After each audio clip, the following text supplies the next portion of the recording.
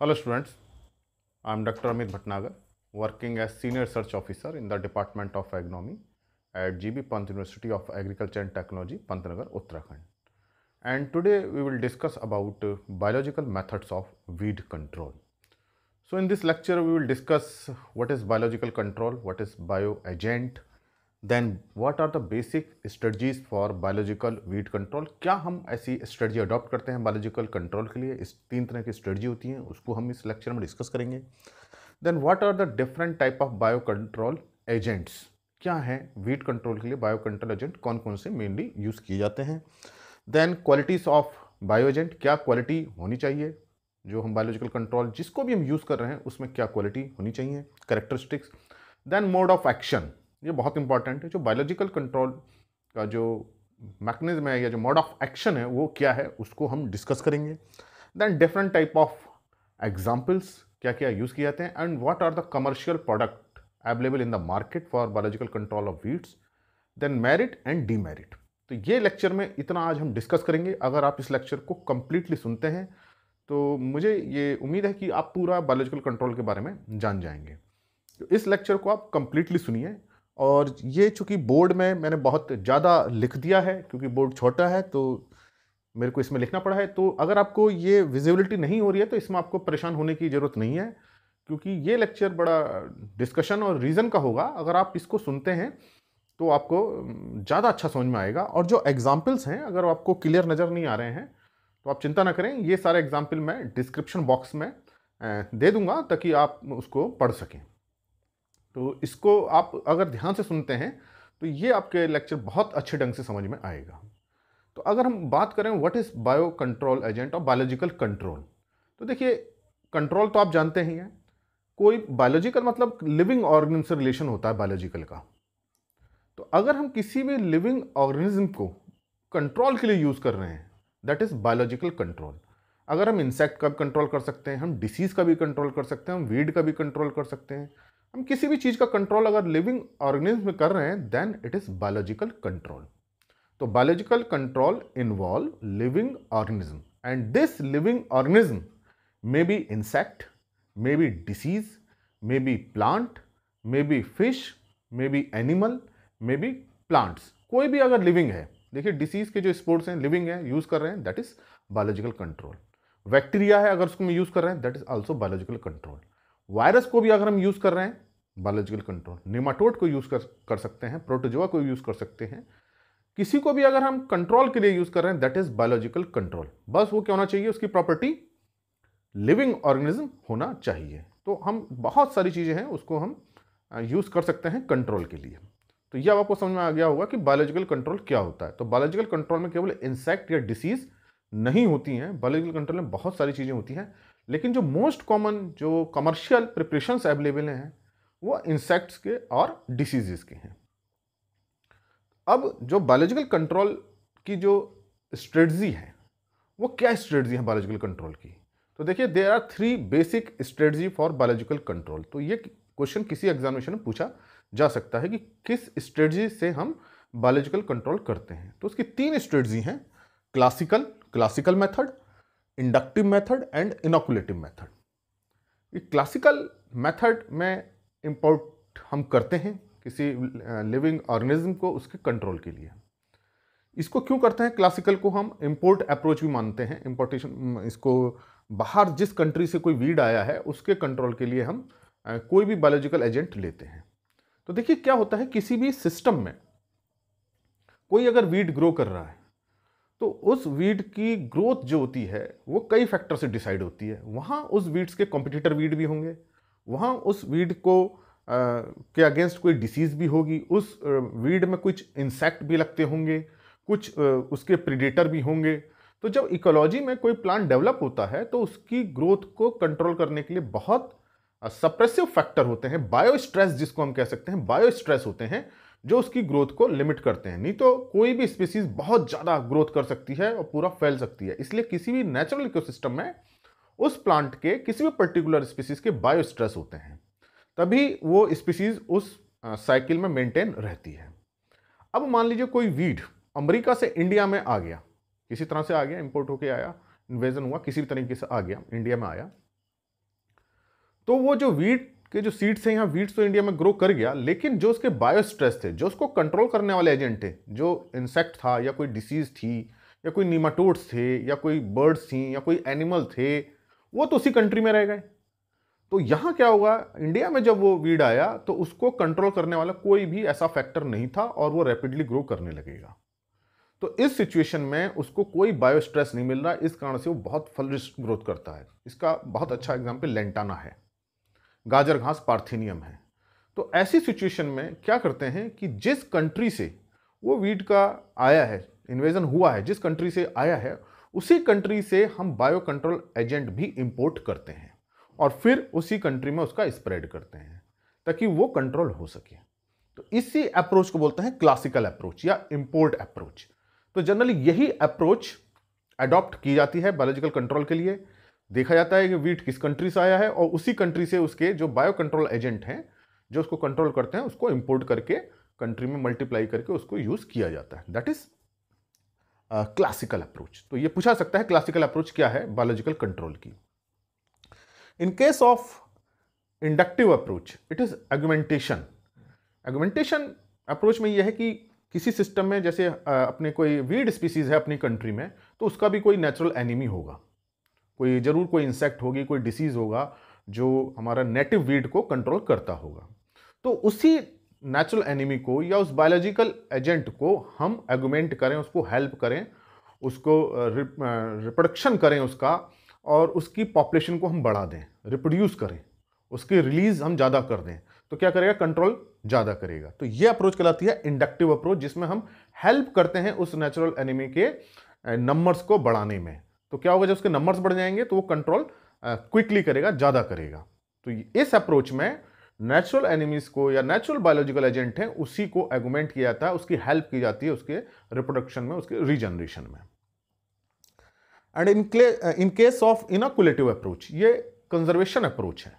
इस अप्रोच में क्या करते हैं हम, जो नेचुरल एनिमी है उनकी अगर पॉपुलेशन कम हो रही है तो उसको कंजर्व किया जाता है, उसका रीएस्टेब्लिशमेंट किया जाता है, उसका मल्टीप्लिकेशन फास्ट किया जाता है।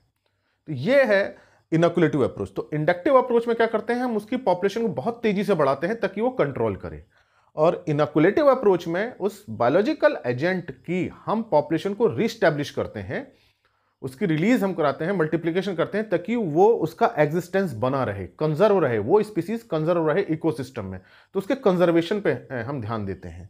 जबकि इंडक्टिव अप्रोच में उसके पॉपुलेशन को बढ़ाते हैं ताकि जल्दी से वीट कंट्रोल करे, और क्लासिकल अप्रोच में हम इंपोर्ट करते हैं। तो ये 3 बेसिक अप्रोच हैं बायोलॉजिकल वीट कंट्रोल की, जो आपकी समझ में आई होंगी। The next is biological control agent.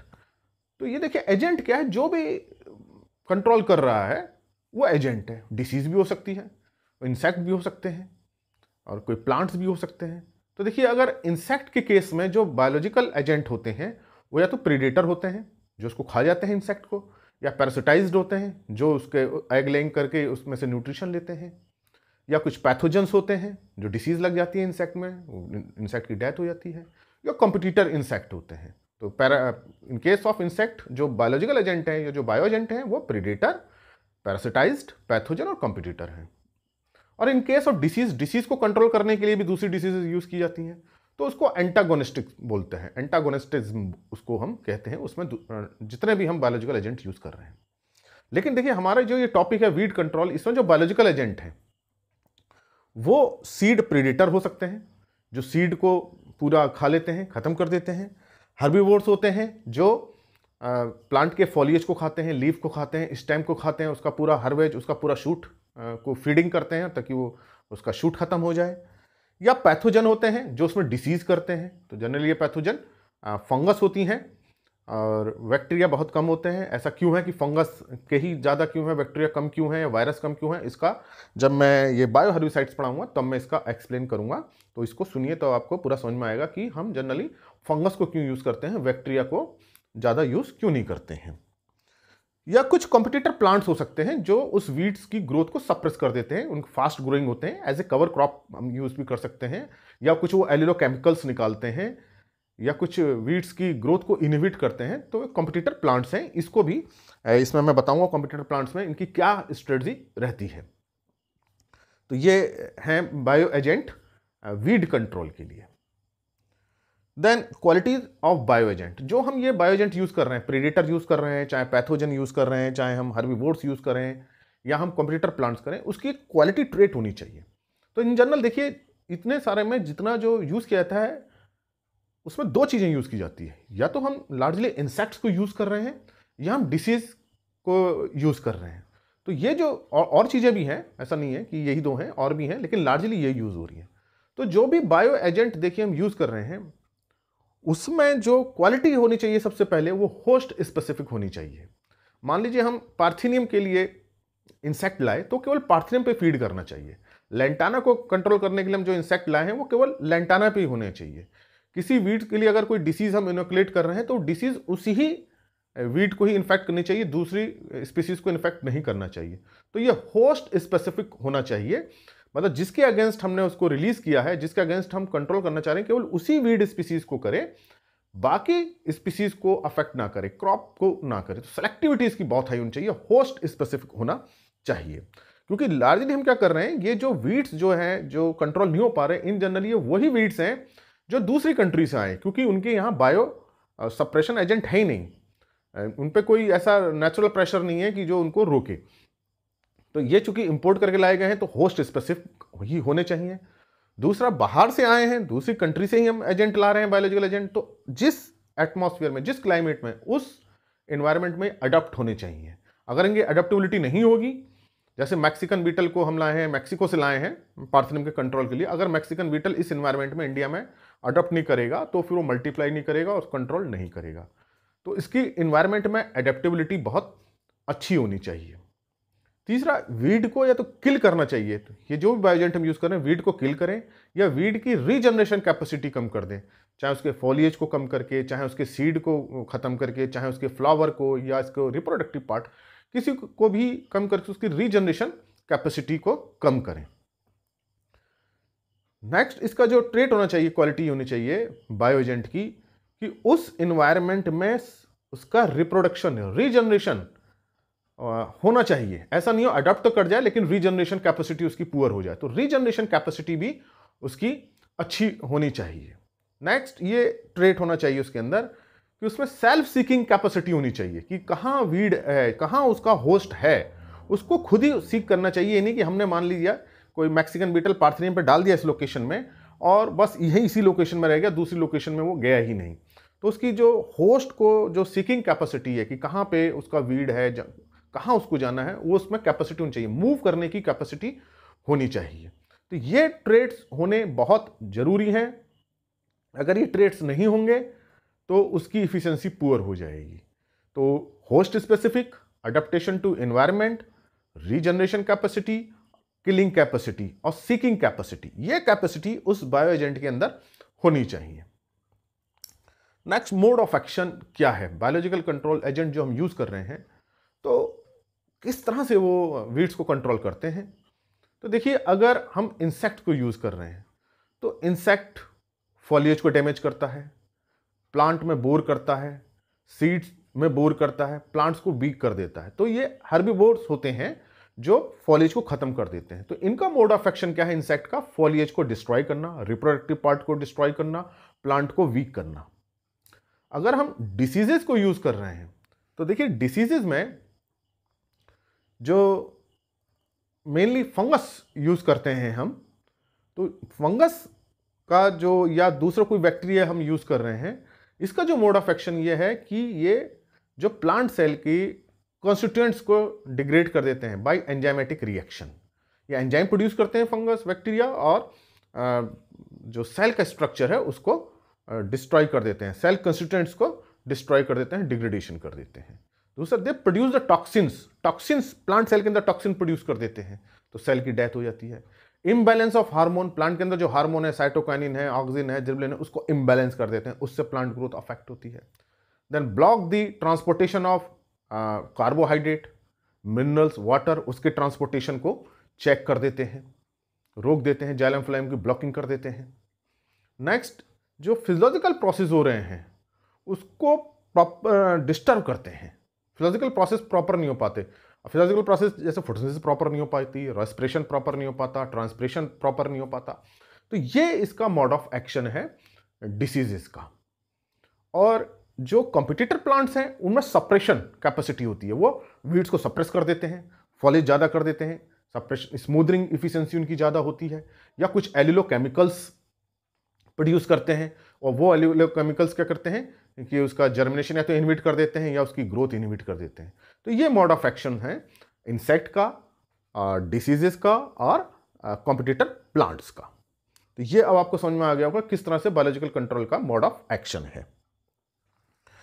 फिर देखिए जो एग्जाम्पल्स हैं, एग्जाम्पल बहुत एग्जाम्पल हैं, इसकी लिस्ट मैं डिस्क्रिप्शन बॉक्स में दे दूंगा, वहाँ से आप इसको देख सकते हैं, क्योंकि हो सकता है कि आप ये इसकी विजिबिलिटी बहुत क्लियर ना हो।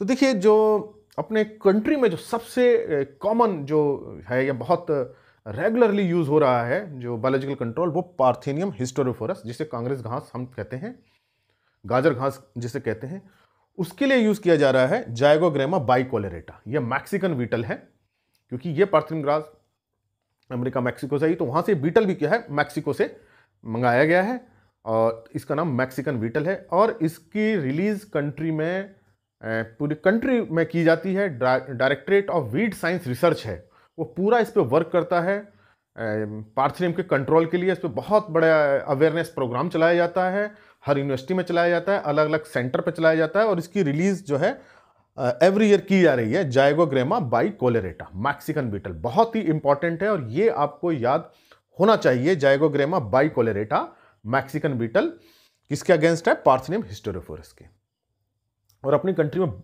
वाइडली यूज हो रहा है, और पार्थेनियम को इसी से कंट्रोल किया जा रहा है। अनदर इंसेक्ट जो है लेंटाना कैमरा, जो है लेंटाना घास जो होती है, इसके कंट्रोल के लिए सबसे पहला जो बायोलॉजिकल कंट्रोल जो है इंसेक्ट का जो रिपोर्टेड है, वो लेंटाना कैमरा के लिए ही है, क्रोसीडोसेमा लेंटाना। तो ये एक इंसेक्ट है, इसके बोर करता है, स्टेम में बोर कर देता है, इसके सीड्स में बोर कर देता है, और इसके फॉलेज को ख़त्म करता है, तो उससे इसको कंट्रोल करता है। तो ये बड़ा इंपॉर्टेंट है, पूछा जा सकता है कि जो पहला बायो एजेंट है, फर्स्ट बायो एजेंट, वो कौन सी ग्रास के अगेंस्ट था और कौन सा था? लेंटाना कैमरा के अगेंस्ट था क्रोसीडोसेमा।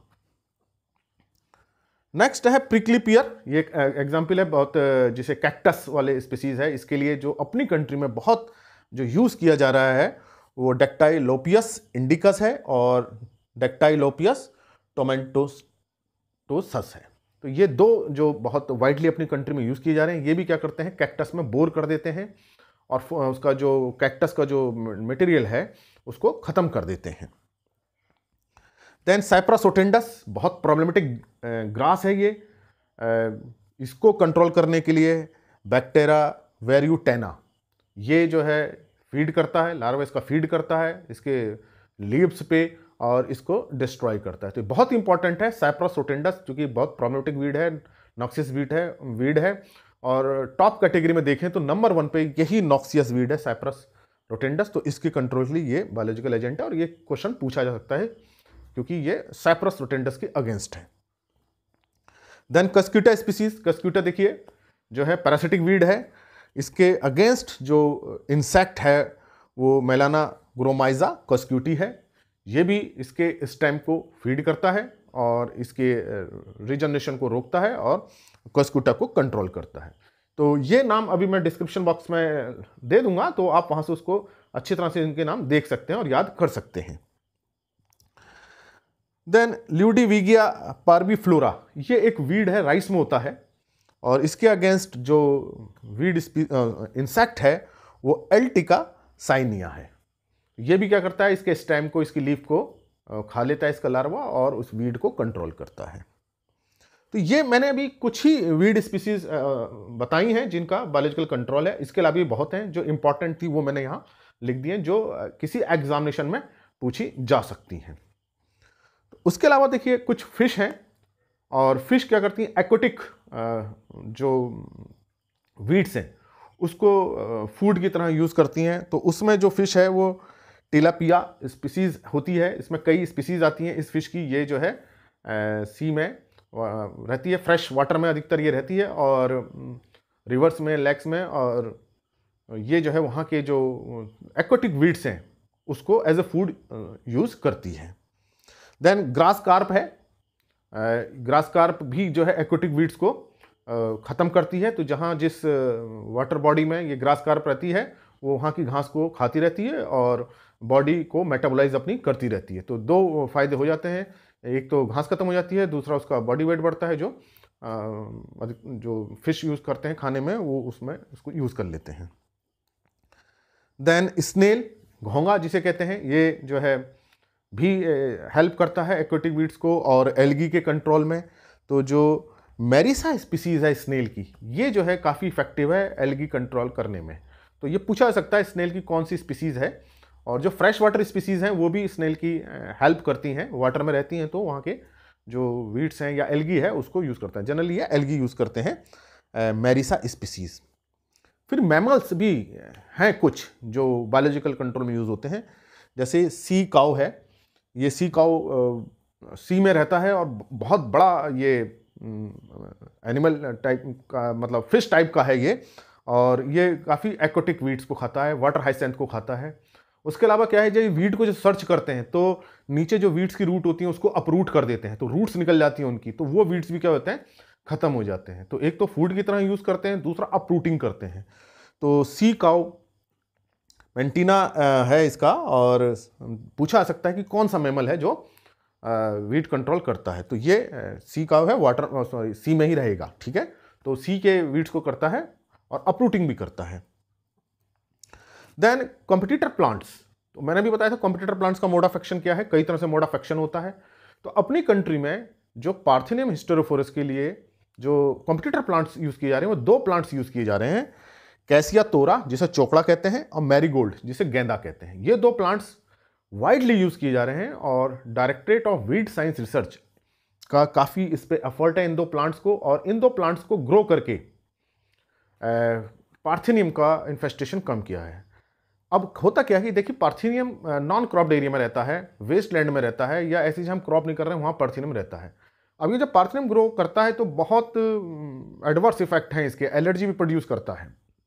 तो ऐसे एरिया में क्या किया जाता है कि फरवरी मार्च अप्रैल के बीच में इनके सीड्स उस एरिया में डाल दिए जाते हैं। अब फरवरी मार्च में क्या रहता है, इसकी ग्रोथ क्या रहती है, कम हो रहती है पार्थेनियम की। तो जब ये सीड्स जर्मिनेट कर जाते हैं तो पार्थेनियम की ग्रोथ को सप्रेस कर देते हैं, उसकी ग्रोथ को होने नहीं देते। तो वहाँ क्या होता है, तो पार्थेनियम होगा, ये चौकड़ा होगा, और की जगह ये आ जाएंगे, ये प्लांट्स आ जाएंगे और पार्थेनियम की ग्रोथ क्या हो जाएगी, कम हो जाएगी। तो गेंदा का तो देखिए फूल है वो यूज़ किया जा सकता है। तो ये कॉम्पिटिटर प्लांट्स हैं जो पार्थेनियम के इन्फेस्टेशन को कम करते हैं। तो ये हमको क्रॉप फील्ड में नहीं करना है, क्रॉप फील्ड में तो हमें क्रॉप ग्रो करनी है, और पार्थेनियम वैसे भी क्रॉप फील्ड में नहीं आता है, जहाँ हमने सोइंग करी वहाँ नहीं आता है, आसपास बंड में या खेत के बाहर रोड साइड पर रहता है। तो वहाँ जो हम इन पौधों को इनके सीड्स डाल सकते हैं और पार्थेनियम की पॉपुलेशन को कम कर सकते हैं, क्योंकि पार्थेनियम बहुत एलर्जिक है, बहुत टॉक्सिन्स प्रोड्यूस करता है। तो पार्थेनियम की जगह होकर के ये वीड्स आ जाएंगे तो, और मैरीगोल्ड रहेगा तो और इकोनॉमिक वैल्यू बढ़ेगी। देन ये एक प्लांट स्पीसीज है वेलवेट बीन, म्यूकोमा प्रूसेंस। वेलवेट बीन जो है ये इम्पेरेटा सिलेंड्रिका जो वीड होता है उसको कंट्रोल करता है। कॉन्गन ग्रास जो है, और कॉन्गन ग्रास जो होती है इम्पेरेटा पूरा इन्फेस्टेशन कर देता है और किसी वीड को ग्रो नहीं होने देता है। तो अगर हम इस वेलवेट बीन को, म्यूक्यूमना जो है, इसको हम कवर क्रॉप की तरह यूज करें, मतलब कि पहले हम इसकी सोइंग कर दें वेलवेट बीन की और फिर नेक्स्ट सीजन में क्रॉप ग्रो करें। तो जब वेलवेट बीन को हम ग्रो कर देते हैं तो ये बहुत एग्रेसिवली ग्रो करता है और इसको सप्रेस कर देता है इम्पेरेटा को, कॉन्गन ग्रास को। तो कॉन्गन ग्रास का फिर रिप्रोडक्शन नहीं हो पाता है, सप्रेस हो जाती है, और ये पूरे जल्दी से स्पेस ले लेता है, न्यूट्रिएंट्स ले लेता है, लाइट को कैप्चर कर लेता है, और ये इम्पेरेटा की ग्रोथ चेक हो जाती है। नेक्स्ट सीजन में क्या करते हैं कि उस फील्ड में जब हम कोई क्रॉप लेते हैं, जैसे मेज लिया, तो फिर इसके जो ग्रोथ होती है बहुत कम रहती है इम्पेरेटा की। तो ये स्टडी में, रिसर्च स्टडी में देखा गया कि अगर हम कवर क्रॉपिंग कर लें पहले वेलवेट बीन की, तो नेक्स्ट सीजन मेज जो बोई गई, नेक्स्ट सीजन में इम्पेरेटा का इन्फेस्टेशन बहुत कम हुआ। तो ये कवर क्रॉपिंग की है। तो लेकिन 2 सीजन के बीच में इसको हमें बोना चाहिए ताकि इम्पेरेटा की ग्रोथ को रोका जा सके। तो ये इसका तरीका है करने का। देन डेस्मोडियम, ये लेग्यूम ग्रास होती है, और इसे फॉरेज में भी यूज़ कर सकते हैं डेस्मोडियम। और डेस्मोडियम की क्या करते हैं, इंटरक्रॉपिंग करते हैं। ये स्ट्राइगा वीड, जो विच वीड है, पैरासिटिक वीड है, उसको कंट्रोल करता है। और ये स्ट्राइगा वीड किस में आता है, मेज और सोरगम में ज़्यादा आता है। तो ये सेमी रूट पैरासाइट है। अब इसमें करते क्या है कि जब मेज या सोरगम बोते हैं तभी स्ट्राइगा का इन्फेस्टेशन होता है, और वो उसका जो स्ट्राइगा का जो हस्टेरिया होता है, जहाँ से वो न्यूट्रिशन लेता है, वो रूट्स पे चला जाता है, क्रॉप की रूट्स पे, और वहाँ से न्यूट्रिशन स्टार्ट कर देता है। लेकिन जब मेज के साथ डेस्मोडियम की इंटरक्रॉपिंग करते हैं तो डेस्मोडियम कुछ एलिलोकेमिकल्स सिक्रेट करता है। उस एलिलोकेमिकल से इसका सिक्रीशन होने की वजह से जो स्ट्राइगा का वीड है वो जर्मिनेट कर जाता है। जर्मिनेट कर जाता है तो हस्टीरिया निकलेगा, और हस्टीरिया क्या करेगा, मेज को करेगा। लेकिन यही एलिलोकेमिकल क्या करते हैं, स्ट्राइगा के हेस्टीरिया का डेवलपमेंट को रोक देते हैं। जब हेस्टीरिया का डेवलपमेंट रुक गया और हेस्टीरिया से ही जो है वो न्यूट्रिशन लेता है, तो जब न्यूट्रिशन उसका बंद हो जाएगा, हेस्टीरिया डेवलपमेंट नहीं होगा, तो उसकी डेथ हो जाएगी। तो क्या किया डेस्मोडियम ने, पहले तो जर्मिनेशन में उसको हेल्प किया, लेकिन हेस्टीरिया डेवलपमेंट को उसको रोक दिया।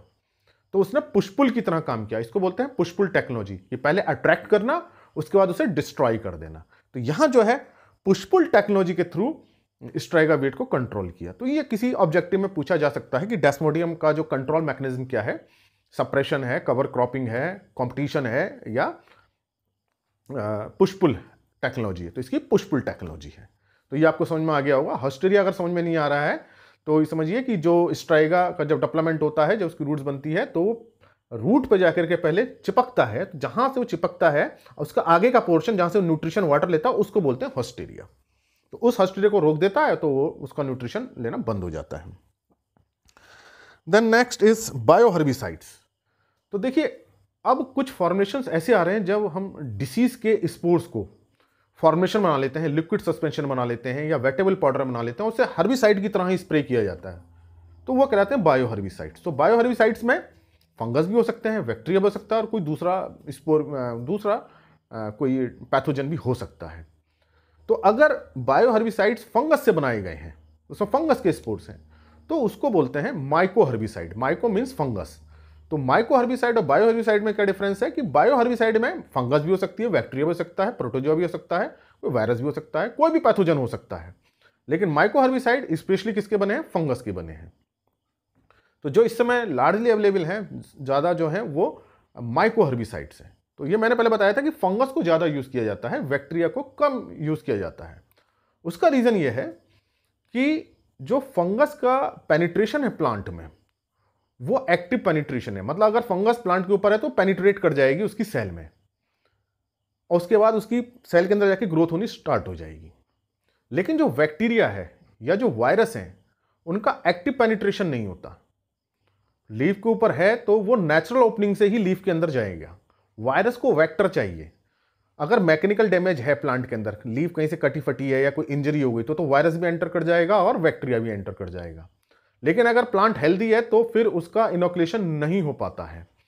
एक्टिव पेनिट्रेशन बैक्टीरिया का नहीं होता, केवल नेचुरल जो ओपनिंग है उसके थ्रू ही वो एंटर कर पाता है।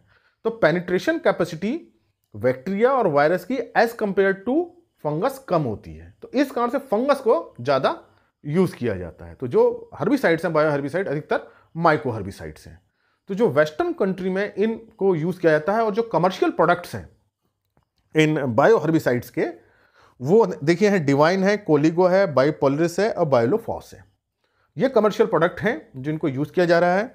डिवाइन क्या है, फाइटोप्थोरा फंगस का लिक्विड सस्पेंशन है, और इसको स्प्रे किया जाता है। इनको हर्बिसाइड की तरह ही स्प्रे किया जाता है, लिक्विड सस्पेंशन है। और ये स्ट्रेंगल वाइन साइट्रस में लगती है, उसके कंट्रोल के लिए किया जाता है।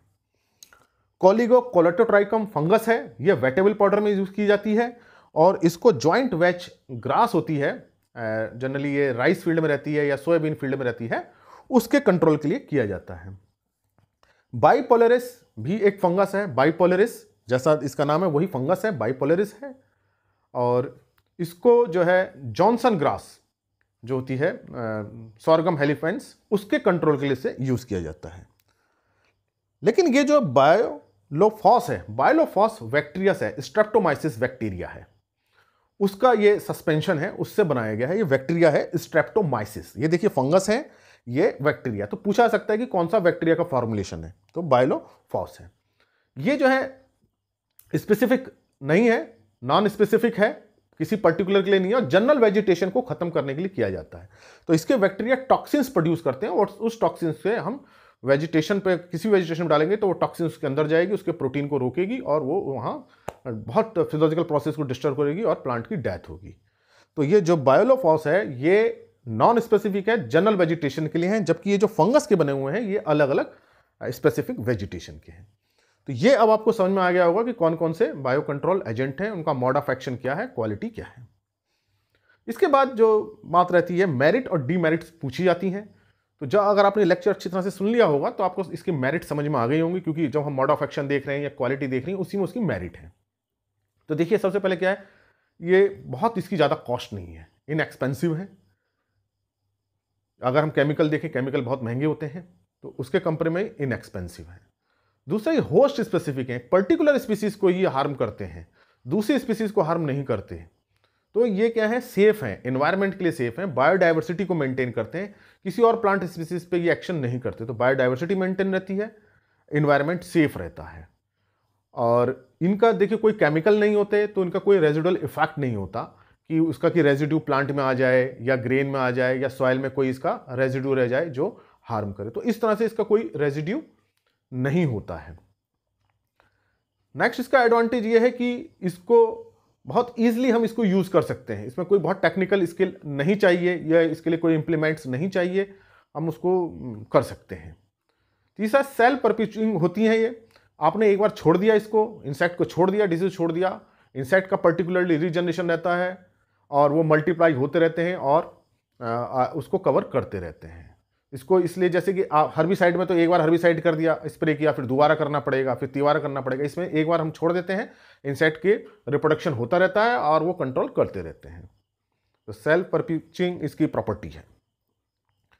नेक्स्ट इसका जो प्रॉपर्टी है कि इन्वायरमेंट में एडजस्ट होने के बाद ये वीड्स को किल करते हैं और इसका इफेक्ट लॉन्ग लास्टिंग होता है।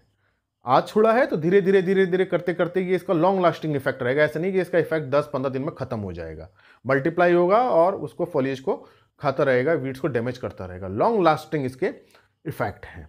ये तो इसकी मेरिट्स हैं। दूसरा देखिए इसके साथ कोई ऐसा चीज नहीं है कि कुछ किसी चीज को हार्म कर रहा हो या एंटागोनिस्टिक हो। तो इंटीग्रेटेड वीड मैनेजमेंट अप्रोच में हम किसी भी कंपोनेंट के साथ इसे यूज कर सकते हैं। हर्बिसाइड में तो प्रॉब्लम रहती है कि 2 हर्बिसाइड को हम नहीं मिला सकते, लेकिन इसमें ऐसा नहीं है, हम इसको इंटीग्रेटेड अप्रोच में किसी भी कंपोनेंट के साथ इजीली इसे मिक्स कर सकते हैं, यूज कर सकते हैं। ये इसकी मेरिट्स है। लेकिन इसकी कुछ डीमेरिट भी हैं। डीमेरिट ये है कि एक तो जब हम इसका इंट्रोड्यूस करते हैं तो एनवायरनमेंट में अडॉप्ट होने में टाइम लगता है और फिर इसका जो स्लो इफेक्ट आता है, ऐसा नहीं होता कि हमने आज इसको रिलीज किया हमें उसका इफेक्ट 8-10 दिन बाद नजर आए। जैसे हर्बिसाइड में होता है दूसरे तीसरे दिन से नजर आता है, हैंड ब्रीडिंग का तुरंत नजर आता है। लेकिन इसका ऐसा नहीं है, इसका स्लो होता है। जो इसका रिस्पॉन्स आता है स्लो आता है, धीरे धीरे कंट्रोल करता है, लेकिन लॉन्ग लास्टिंग होता है। तो स्लो इफेक्ट है। दूसरा ये जो इन्वायरमेंट पे इसकी एक्टिविटी काफी गवर्न होती है, इन्वायरमेंट से गवर्न होता है इसका रिप्रोडक्शन, इसका बिहेवियर। तो जो इसकी जो सक्सेस है वो लिमिटेड है। ऐसा नहीं है कि हाईली सक्सेस हम किसी भी इसको एरिया में से कर दें और वहां ये कंट्रोल कर लेगा। तो सक्सेस जो है वो लिमिटेड इसकी सक्सेस है। तो स्लो है, दूसरा इसकी लिमिटेड सक्सेस है। तीसरा देखिए जो इसका मल्टीप्लिकेशन जो किया जा रहा है, जो प्रोड्यूस किया जा रहा है, वो साइंटिफिक केयर चाहिए उसके लिए। उसको ऐसा नहीं है कि इन जनरल हमने यूज कर दिया, कोई भी जैसे इंप्लीमेंट होता हमने खेत में लेके चला दिया। तो इसको स्पेशल केयर चाहिए इसकी मल्टीप्लिकेशन के लिए। तो जो इसके इंसेक्ट हैं या डिसीजेज हैं वो एक साइंटिफिक अप्रोच के साथ इसको बनाया जाता है। तो इसमें जो है लैब में फिर इसको बनाने में इसकी कॉस्ट आती है। तो इसका ईजिली मल्टीप्लाई हम नहीं कर सकते हैं, इसको लैब में स्पेशल प्रिपरेशन चाहिए होती है। ये इसकी डीमेरिट्स हैं। लेकिन इसकी मेरिट्स ज़्यादा हैं और कोई इसका नुकसान नहीं है और लॉन्ग लास्टिंग इफेक्ट है। तो धीरे धीरे करके ये कंट्रोल कर लेता है। इसलिए हमें को बायोलॉजिकल कंट्रोल को भी यूज करना चाहिए और इन एजेंट्स का किसी के साथ कोई एंटागोनिस्टिक इफेक्ट नहीं होता है। तो इसको हम सेफली यूज कर सकते हैं। तो आप ये समझ गए होंगे कि क्या है बायोलॉजिकल कंट्रोल एजेंट, क्या होते हैं, कैसे वर्क करते हैं, क्या क्वालिटी होनी चाहिए, क्या इनके एग्जाम्पल्स हैं, क्या इनकी मेरिट है, क्या इनकी डिमेरिट है। और ये जो एग्जाम्पल है मैं डिस्क्रिप्शन बॉक्स में दे दूंगा ताकि आपको याद करने में आसानी रहे। तो ये लेक्चर आपको अगर अच्छा लगा हो तो इसे लाइक करें और स्टूडेंट्स के साथ शेयर करें। अगर चैनल सब्सक्राइब नहीं किया है तो सब्सक्राइब करें। Thank you very much.